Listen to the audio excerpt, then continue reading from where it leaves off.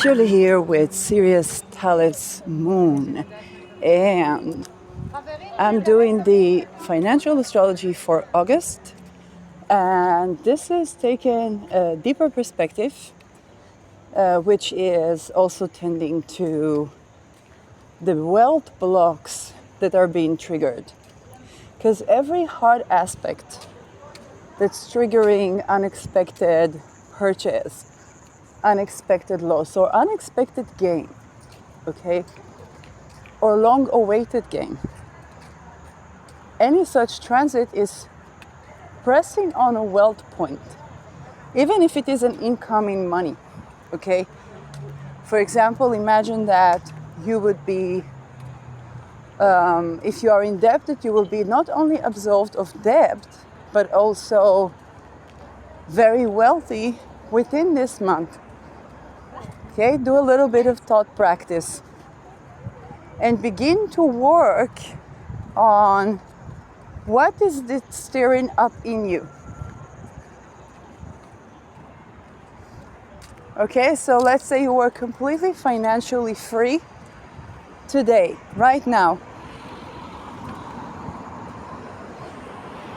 Begin to see what comes up in you, and that's a great wealth practice as I'm going to go through those astrological aspects in August. And we have quite some of them. So, first thing, I stopped at talking about August 10th, 9th and 10th, where Mars is trining Pluto but opposes Saturn and Neptune, which also means that Mars will be, after the conjunction with Ketu that we talked about in the previous part of this episode. So this aspect is challenging because of fated situation, okay? Some debt, some loss.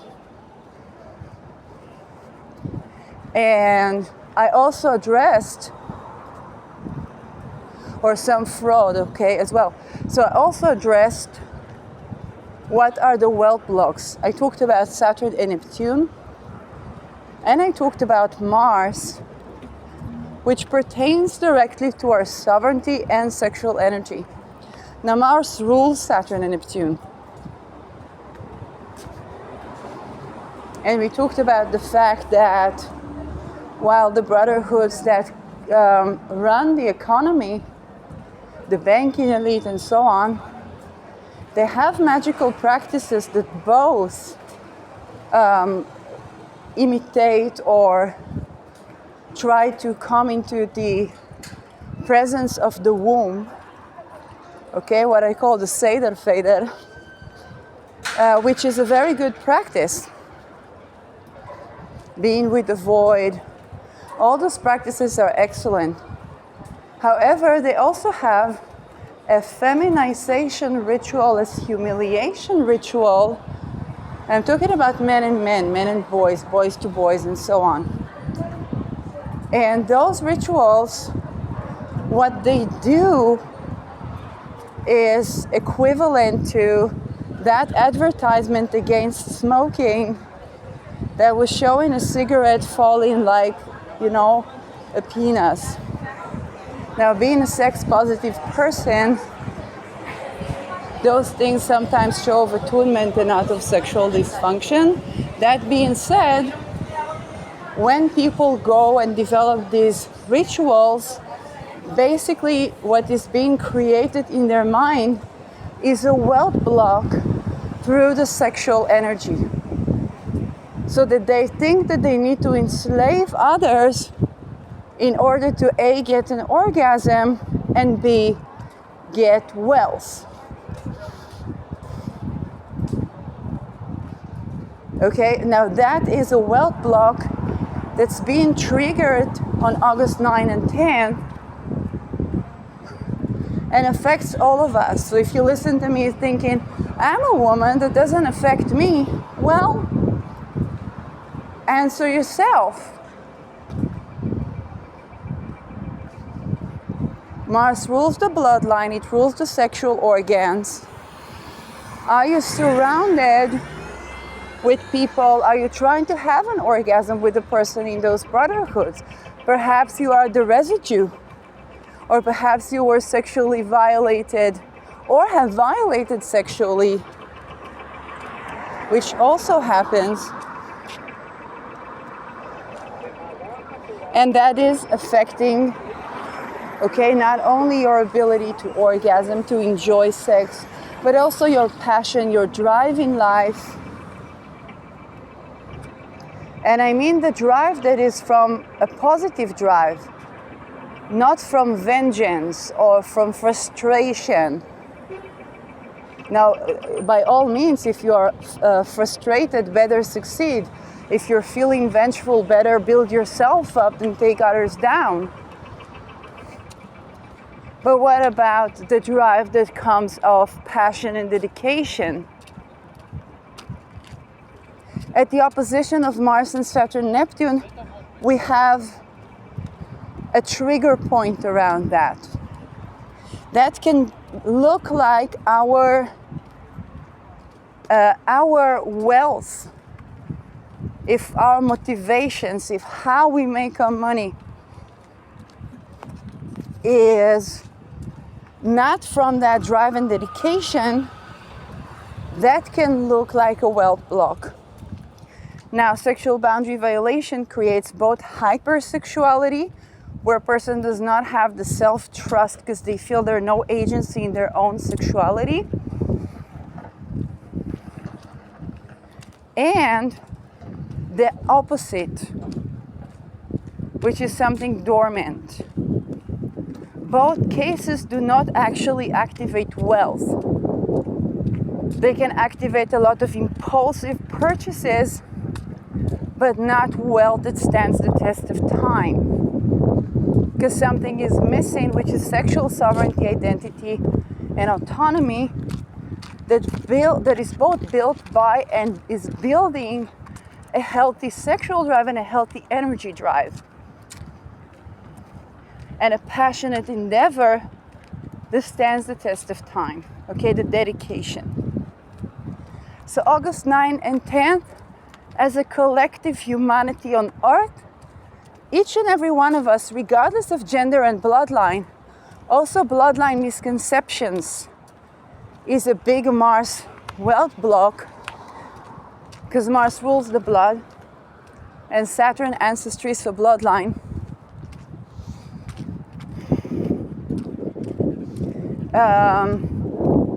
People facing misdiagnosis because Neptune rules psychiatry. Now, psychiatric diagnosis, it's supposed to support a person's sovereignty. Particularly with Neptune in Aries. In every Neptune, we have a different need of psychology and psychiatry. In Neptune Pisces, we needed psychiatry to support our sense of faith in life. And the word recovery was big. Okay, the hope to recover, the hope to transform, all of those are Jupiterian words. The great benevolence. In Aries, we need sovereignty and autonomy, so it's a different need that psychiatry has to feel.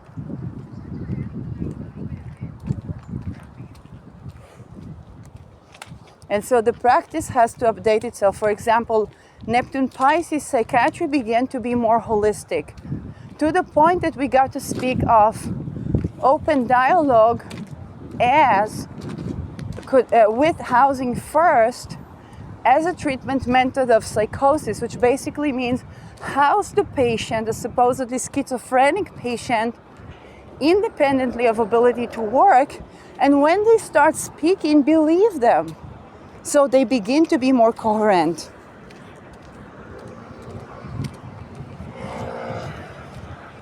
That was how, and then Neptune reaches the sign of real estate. Okay? I was actually an activist in getting people that are in maladaptive psychiatric rehabilitory systems to be more informed of their rights and assisting them to build a situation where they would have independent housing. And then I was exposed to the human trafficking that happens in real estate. So a step before I am successful is like, oh, I also have to then do this issue. Okay? All of these things are going to very likely be triggered in one way or another. And when it comes to blood and bloodline, again, the upper echelons have plasma medications which are made from the blood of people that are in no way elite or noble, okay? So bloodline misconceptions, while Mars does hold traits that are to do with the type of warrior you are, what do you do in life and so on, or the vicinity, bloodline misconceptions, and that can be many things. You think only this blood type can do that, that bloodline can do that, but not that. Those things can be misconceptions, and particularly the inbreeding misconceptions, those that are not up to speed with biodiversity, they might face the consequences as reduced immune system. Because Neptune also rules viral fungal infection, with Saturn that rules fungi conjoining it. Okay, Saturn ruling Pluto, Pluto in Aquarius, fungi in the nervous system, coming to dissolve. And those fungi now, those of you who treat any fungal things, so it can be candida, it can be any one of those fungi-based diseases, also mononucleosis as well, and even certain types of cancer very likely, then those of you need to know that with Saturn, Neptune in Aries, those have to do with your sense of sovereignty and sexual sovereignty. So basically, those are the issues that you treat when you remove the stagnation, and this is how the fungi dissolves. Okay, let's say when Saturn was in Pisces, you need to develop a sense of hope regarding your ability to have a direction in life, or opportunities exposed to you, or a sense of happiness. And then if you treated anything fungal, that very much had to do with that. In Aries is directly sovereignty, sexual sovereignty, and your sense of self. So removing stagnation about that is a part of the process of curation. Also, when to do it with the military, okay? The sovereign soldier. Everybody been talking about sovereignty ever since Rahu hit Aries, and that's for a reason. That's the big Aries word, it's sovereignty. Now, continuing on, I know that was a huge wealth block, but Mars has a lot of meaning, both in finances and everything else. So we have on August, August 12th, we have the Venupiter conjunction. Everybody take out their notes. My colleagues have been planning to have babies for several years on that day. And I might be the only one doing a talisman because everybody will be busy making babies, okay? So it was very important to people that I will do a talisman on that day, because the rest of the folks are going to be making babies, and I'm probably doing a talisman. So I need to get prepared financially. That's one thing. But for the rest of you people in the world, first of all, some of you might be busy making babies, which entails that your entire expenses list is going to be significantly transformed. Okay? Some of you that are in processes, whether it's IVF or whatnot, you may have good news. And that might mean that you need to think about from funding another attempt to funding another baby. So my blessings to you, to those of you that is the trajectory. And even people are not busy with baby making, a lot of you are going to be starting or at the conception of a big project. Jupiter big, Venus can have to do with something, connection, value. Basically, you're going to have an opportunities where your values and the opportunities that you meet align. Venus in Cancer wants emotional security, safety, the inner child nourishment, okay, parenting the inner child, fertile creation, to create out of love and union. Anything that you would consider a child of love, whether it's a business, a project, or a baby, and that would be a great opportunity.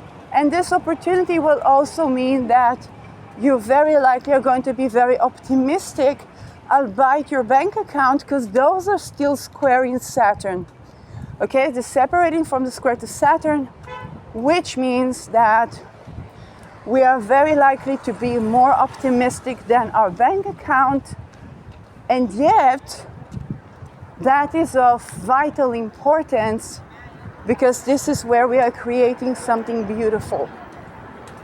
So this is actually one of the only aspects where I do not talk of wealth blocks, but wealth enhancers. And what are the wealth enhancers here? Jupiter is opportunity, it's growth. Cancer ruled by the moon. Moon is about something that is growing, nourishing, conception. Venus is about connection, sensuality, willing consent. Okay? I had a colleague that made a moon in Cancer talisman. Then one of the things that she wrote was about Venus willing. And it wasn't even a Venus talisman, it was a moon talisman, moon in Cancer, and the Venus willing to conceive. Which, by the way, she would get pregnant later and with the first child. So think about the moon and Venus as the willing that is genuinely sovereign and desirous, and Jupiter that makes it even bigger. Those are wealth enhancers. This is where we want to be in, not just in our own life, but also financially. Something comes into union and conception that is of love, benevolence, joy, and partnership that is going to grow and grow. Okay, if we're going to nurture it, then it's going to grow and grow. So yeah, this is one of those long-awaited aspects for years. I have been seeing all of my colleagues taking notes. When is it already going to happen? So that's the big one. Yes, for marital relations, that might be something to consider. The Saturn aspect is still something to consider, and yet we are highly unlikely to get a better election for any type of union in the coming future. Not because the elections are bad, but because this one is so good. So, yeah. Then we have August 23. And August 23, we have Venus in,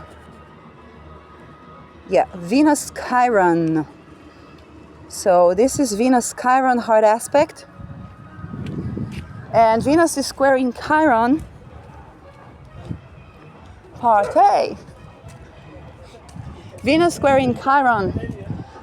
This is a situation where maybe what we have begun to grow runs into an ouchie, and that ouchie has to do with all things Aries, because Chiron is in Aries. So again, we're talking about sovereignty, the I am, the sense of self. Now, this could be, for example, let's say, if a woman, yes, or a man just got pregnant, and if you're having trouble with that statement, think again. So a woman or a man who just got pregnant can have a situation where their sense of self feels weird and disoriented because they need, let's say, somebody to help them with cooking, or somebody to help them with doing daily chores or anything. And that can be a situation where there is an expanse, or the first expanse can arrive at that time, where, think about Venus Cancer, it's also very nourishing. So let's say that's a person that likes to cook, and now they need a help because they're cooking something in the belly. Okay? And so this is where the values of Venus in Cancer can be supposedly at odds with the challenged sense of self, particularly if somebody's used to being an I am, and now there's another I am growing within them, then that can be, okay, that can be challenging to the I am. But this is, again, a growth crisis. And if you have any other manifestation of that, I want you to begin to think about the previous analogy. Because what you are growing has a sovereignty. Let's say you're growing a business. Okay, you're growing a business, or let's say you're writing a story. Okay, anybody who has ever wrote a story knows that moment when the characters begin to write themselves.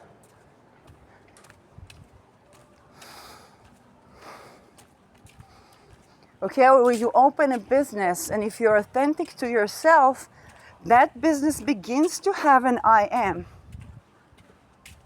Okay, if I began to do astrology, I said I will always do one-to-one readings. I want to have experience with the field. Astrology had another idea.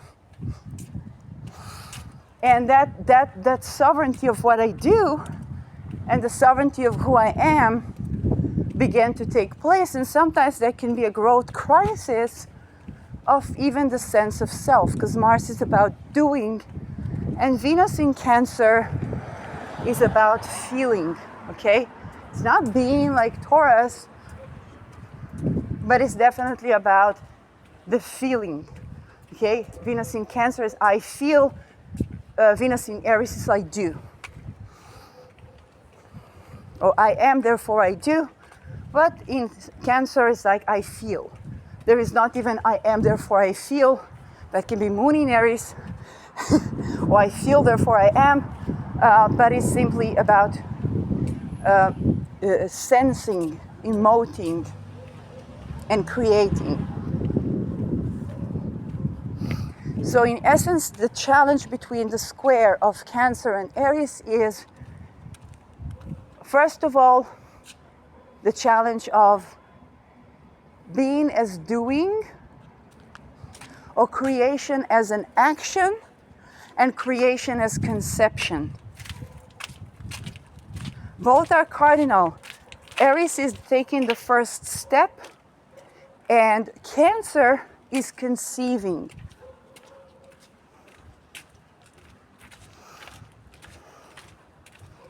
And so this is where the challenge, okay, the challenge can arise. Both are creating, one by action, or the conception in the mind, and one by conceiving an idea, receiving an idea. And the Aries might ask where from and do a Seder fader to try to be like the womb. And the Moon is kind of like, well, I just got this idea. And it's usually a very good idea because it's in tune with the moon. And the Aries can go crazy, okay? So, trying to find out, but together they can do great astrology. And also, harmonious aspects of Mars and Moon are very, very fertile. So yeah. Now let's move on forward. August 24th, Sun is squaring Uranus. And how did we have the Sun in here is because she's still ruling over Mercury. And Mercury is ruling over Uranus. Mercury rules trade. Uranus rules anything revolution. So if you look for what are the indications of fluctuating market, Uranus in the sign of marketing, trade, and so on. So this is absolutely Uranus in Gemini being triggered by the fact that the ruler of its ruler is squaring Uranus. So this is where we can have rebellious expenses. This is exactly where someone's response to a fluctuating market can be unexpected. And that's going to affect the heart, that's going to affect the confidence and shine of people. The Sun might feel that the spark of Uranus is challenging its authority, not necessarily sovereignty, but its sense of authority, confidence, shine, or even causing a little bit of a heart turmoil, okay? So, and that can absolutely be, person, especially if a person is very keen on having a certain model for economy and expenses that is essential to their health, okay? If somebody is an economist and they have like Leo 6th house or Sun in the 6th house, okay? They might feel the thunder in their heart at this day, on this day, because the markets don't seem to operate by the predicted models. Okay. Now, as a result, they might need extra sedatives. They might need, okay, they might try to compensate for that in a certain way. Now, again, we have to look at where the Sun is. August, okay. Sun is between Leo and Virgo. So those are the locations that are going to be most affected. So if your natal Sun is like, let's say in Pisces, you might not experience it as much, or you would see it around you.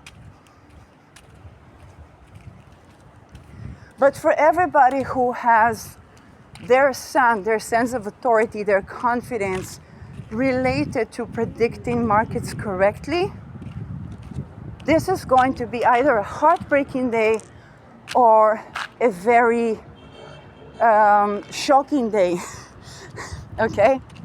Now, again, it can be something small, because Mercury rules over something small that is absolutely not as predicted. So now there can be all kind of satirical situations with that. If I enter your property, sorry. This was so meta, because Mercury rules my 4th house, which is housing, and I just ran into somebody's property. They didn't shoot me dead, but I got out. So, yeah. So this is what we have for this day.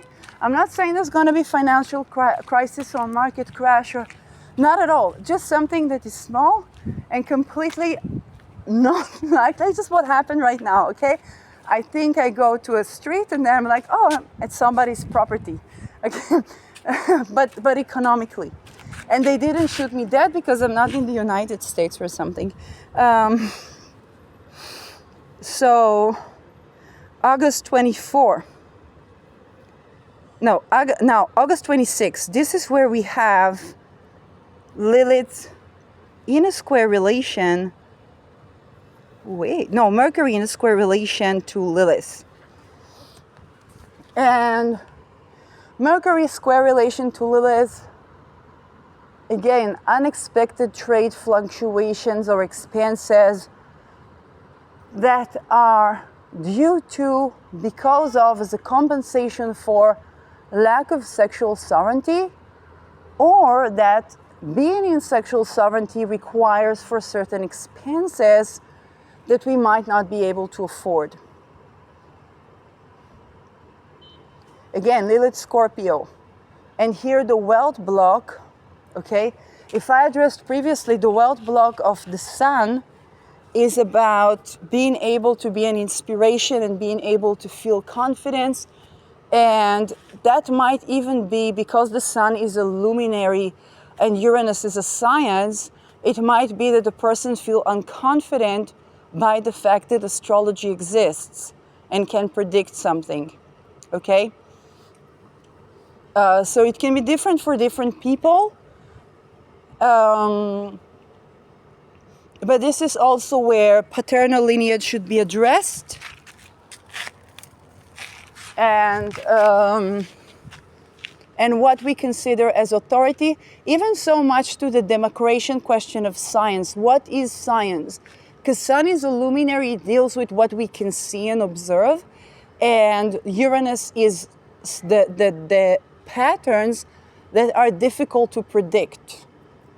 So for some people that might simply mean that they grew up in a patrilineage where those chaotic, supposedly feminine chaos patterns were considered abomination to what is considered scientific or authoritative or even religious, because the sun can denote at that.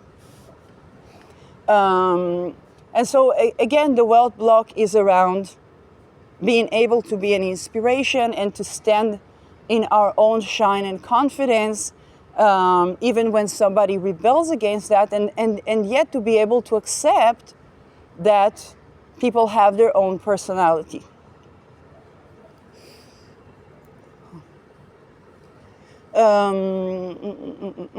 Also, it can be among astrologers, people that don't like the way somebody's doing astrology and so on and so forth, or who is an astrologer. This can be a crisis moment where somebody they didn't think could predict actually has a success.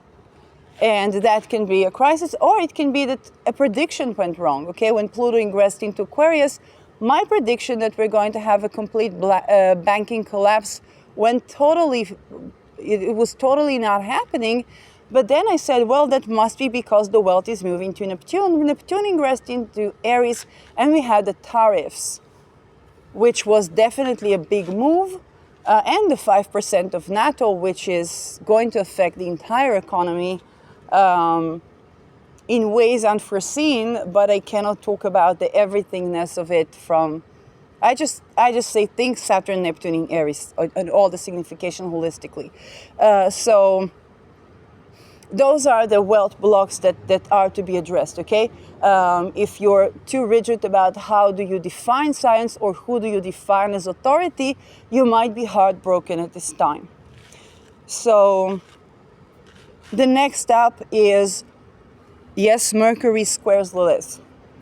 And here again, Lilith, sexual sovereignty, in Scorpio, the type of sexual sovereignty that goes deep. Sexual sovereignty in the face of the I'm saying dark, but the occultistic practices that challenge the sexual energy and sexual sovereignty. Not just incubus or succubus, but even those to try to have sexual power over others to get them to do things. By the way, even if these things are good, doesn't mean that those things are bad, and yet Lilith is coming to require the sexual sovereignty on all levels, physical, energy, spiritual, and so on. And those that are not adapt, or the economy that is not adapt to that, can take a crash. I can give my best example is when I was working for sex positive courses of self pleasure and so on, and that was having people working through their ritual abuse trauma or their religious trauma, and learning to see the self pleasure as a more holistic, a more relaxed arousal type of thing. And the business model of the business I was working with was taking a sales model that did not belong with the topic. So basically, I took a step back to try and refine the business model, because I ran into a never before seen situation where the client in front of me was maybe having their first conversation where the yes, no, and maybe matters, while the model was requiring me to get them to say yes to themselves by buying my product, which is, of course, manipulation that is taking away from the depth of sexual sovereignty, the depth of the product, and the impact of the life of the product that I sell. So sexual sovereignty, I've been working in sales-related professions for nearly all of my life. And even in academia, one could claim that this is sales of ideas or trade of ideas. And so that topic of creating sexual sovereignty has been accompanying me through my entire career. And this is where we're going to see the businesses that are not in alignment with that depth of sexual sovereignty beginning to fall flat, even though the product that they might sell can be actually a fantastic product. Okay, becoming aware of how candida in your body, which was a discovery, it was a medical discovery that we made just by getting people to connect with their sexual self in a healthy way. Okay, people began to recover from candida and were like, oh my God, we didn't think that this could work for that. We didn't make the connection. We didn't think about that. And then we're like, oh, people are beginning to recover. People are beginning to recover their wealth, because it was wealth blocked. So people are beginning to recover their wealth, and so on and so forth. So another thing that can happen is that you may have such a good product to sell, but you go, like the business owner that I worked with, to a sales coach because you want to learn from the people who succeeded in sales. And what you run into is models that are not compatible with the sexual sovereignty that you're trying to bring to the market, okay? So very, very interesting, challenging transit. The expenses can be compensatory.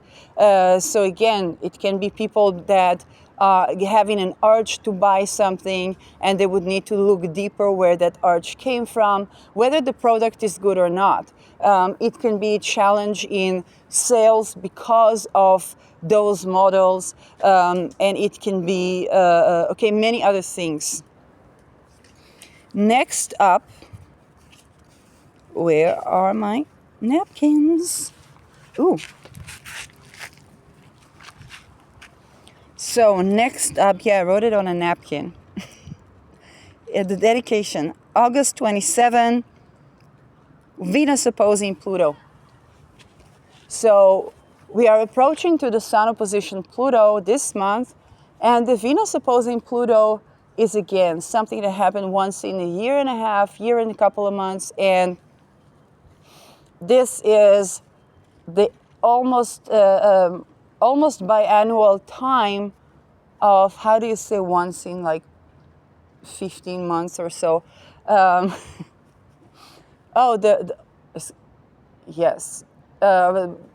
This is the time in the Venus cycle where we have a complete purging and composting of all things Venus to be completely transformed. So it's this one and the conjunction, and to some degree the square. And this is where our values will be confronted by the taboo topics that are presented to us with Pluto in the sign of the nervous system. I can give an example.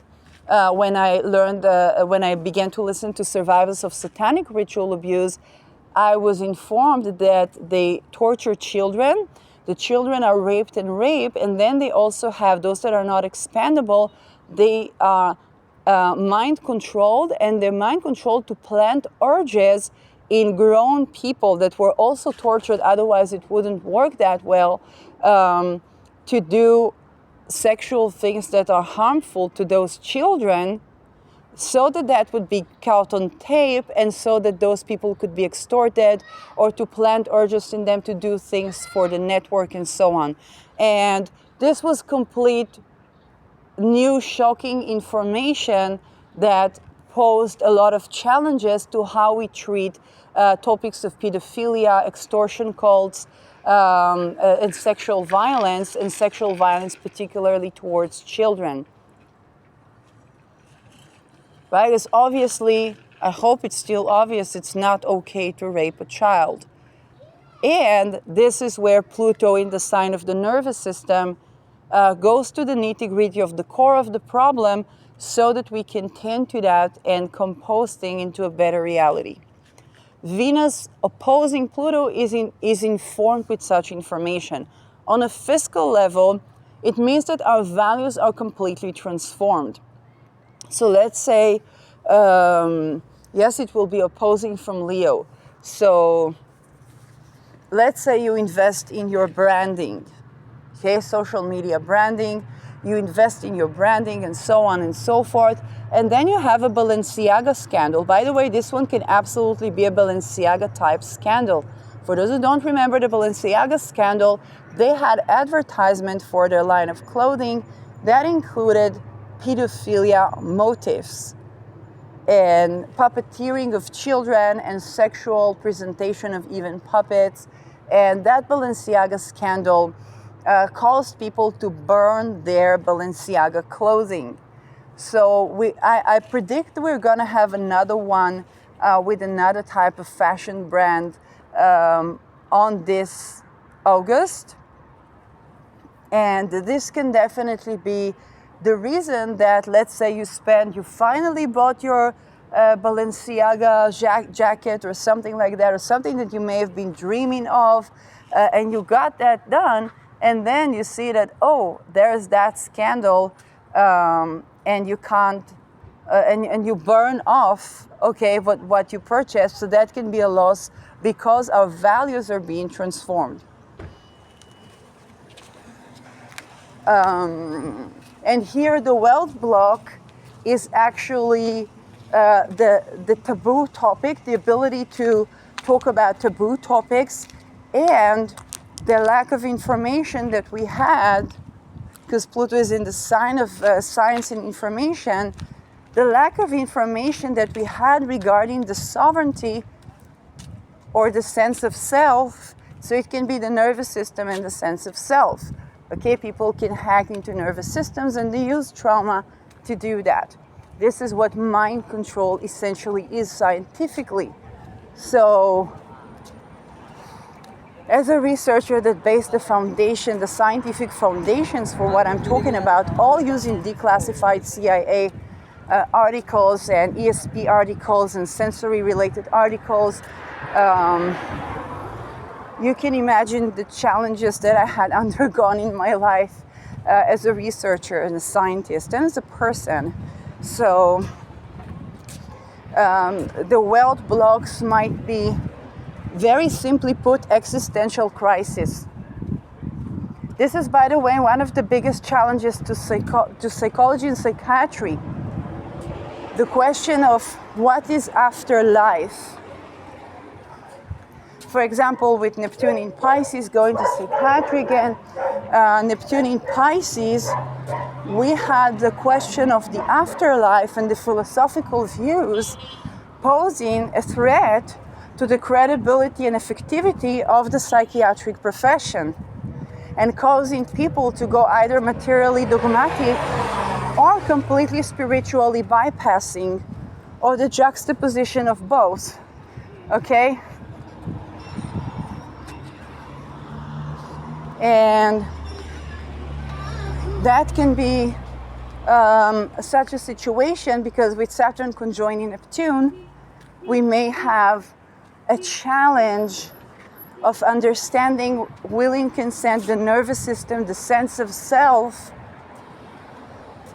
in light of the ability to hack nervous systems and the use of trauma, and particularly sexual trauma, but also gaslighting and nervous systems and so on.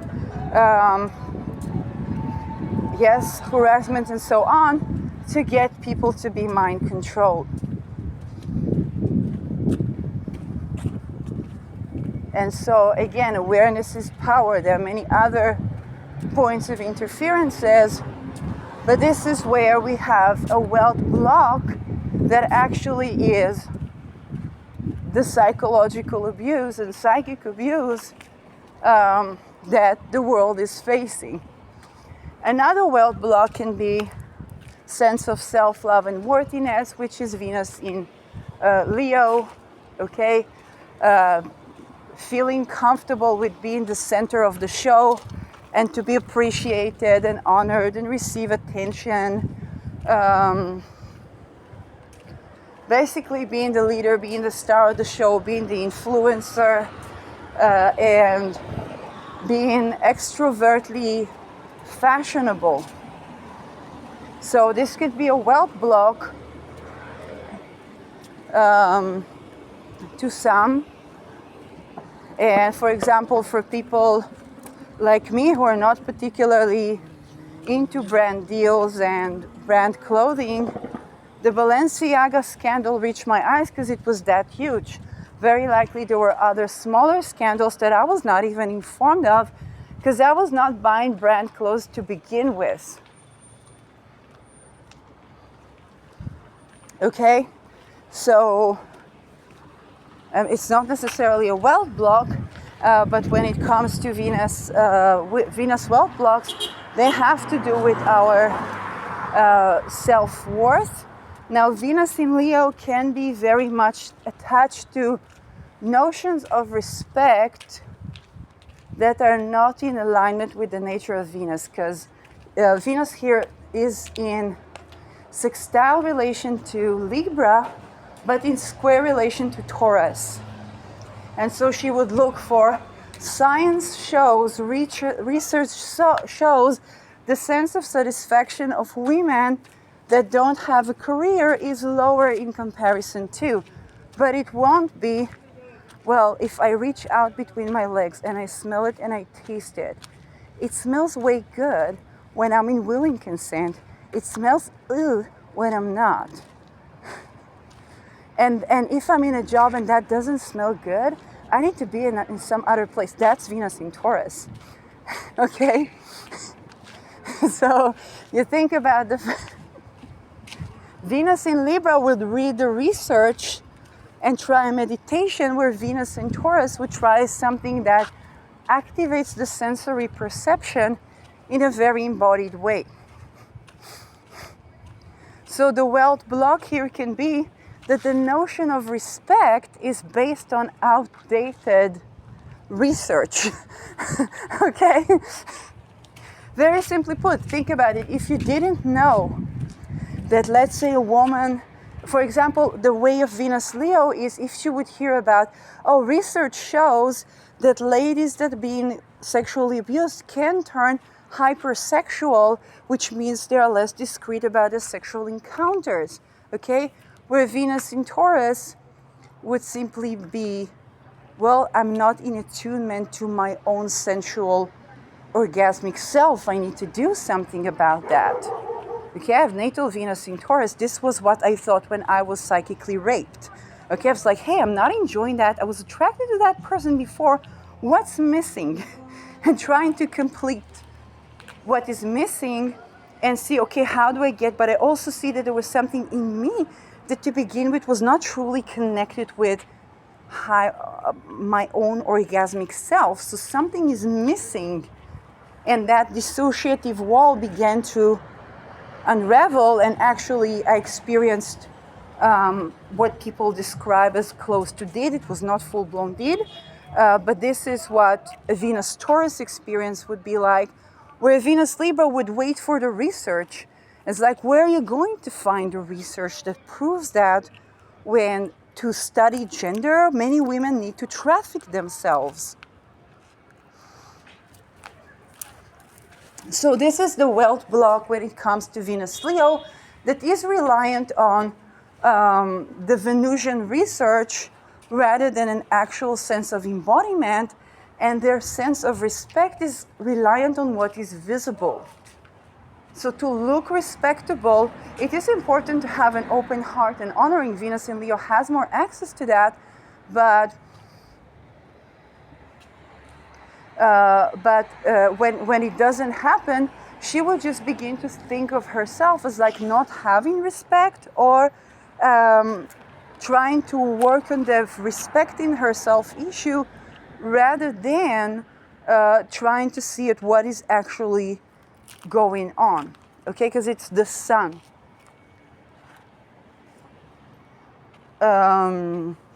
So yeah, the wealth block can be misconceptions around values and visibility. And yes, I think this is where we're done with August. We have some moon transits that are going to be triggering that. So August 12th, the moon is triggering as well. Okay, the transits that I previously talked about, same as August 14.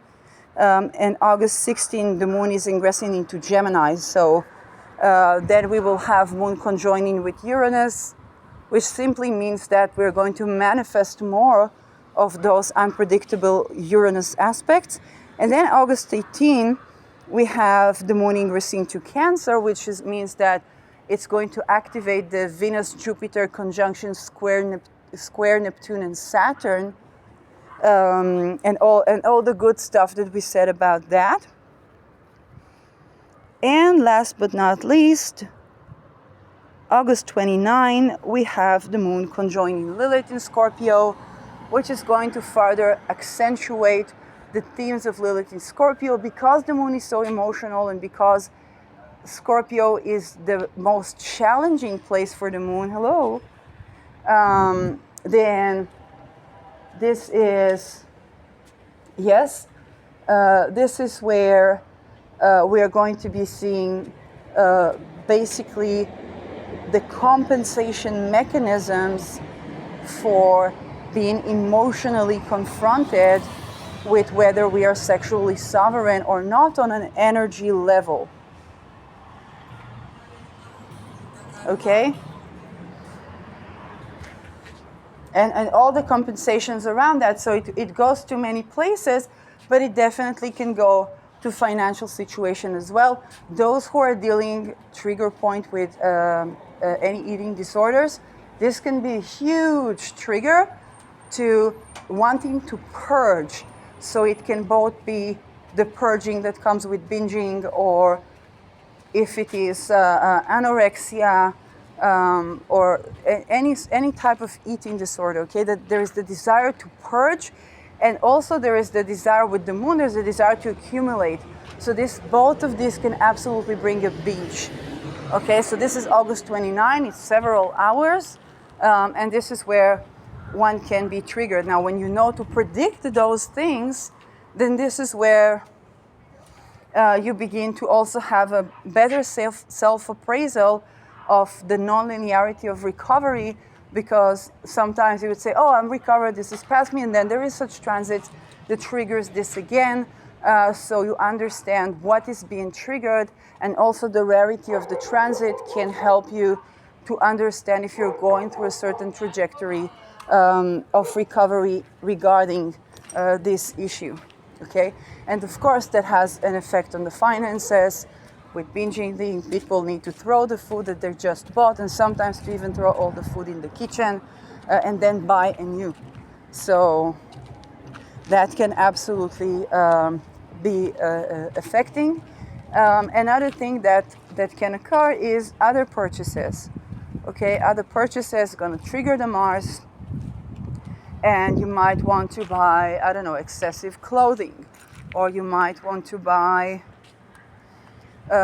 just something that is compensating for not being sexually sovereign. You might want to buy a weapon, or something that's going to be quite draining on your expenses, and this is where the moon can trigger certain transits from the emotional perspective. So this is August fiscal astrology.